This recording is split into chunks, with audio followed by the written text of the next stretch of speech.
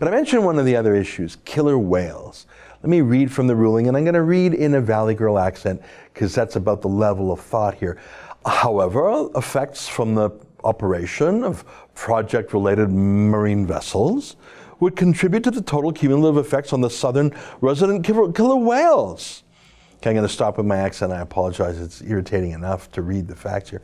And would further impede the recovery of that species. Southern resident killer whales are an endangered species that reside in the Salish Sea. Project-related marine shipping follows a route through the Salish Sea to the open ocean that travels through the whale's critical habitat as identified in the recovery strategy for the northern and southern resident killer whales. The board's finding was that the operation of project-related marine vessels is likely to result in significant adverse effects to the southern resident killer whale, and that is likely to result in significant adverse effects on Aboriginal cultural uses associated with marine mammals. So it's a twofer here. It's a twofer here.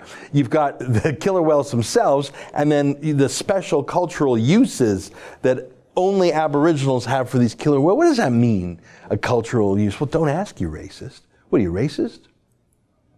But can I ask a question? Please don't call me racist or anti-killer whale-ish or something. According to the Port of Vancouver, there are more than 3,000 ships that move in and out of the port every year. And scroll down and look at, they've got a graph here, very helpful in the Port of Vancouver. You see that? Wow, look at that. That's going in the right direction, eh? It's growing a lot. That's trade. That's the historical and projected vessel activity. So it's what? Doubled in the last 5 years? It's a lot of boats. That's called trade. We buy things from China and Japan and Korea and Taiwan, and we sell things to China and India. I think that's a good thing. So it's growing. The port's a huge employer itself, both in BC and obviously for any factory or consumer whose stuff passes in and out of the port. So if Kinder Morgan's pipeline expansion proceeds, that will add a massive one more ship a day, one more. Pardon me, I'm not as wise as the Federal Court of Appeal judge, but if more than 3,000 ships a year coming and going are okay for those killer whales, how is one more ship a day going to be a disaster for the killer whales? But what about something more gross? Namely that Victoria, BC, literally dumps its raw, untreated human sewage right into the sea. This precious, sacred sea.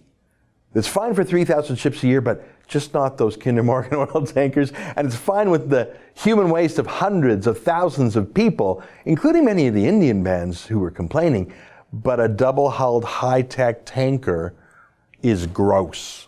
One a day.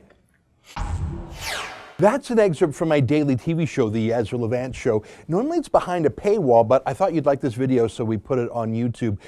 If you want to subscribe to watch the daily show every day, including always 2 interviews a day, and I read my hate mail, just click on this screen and become a premium member.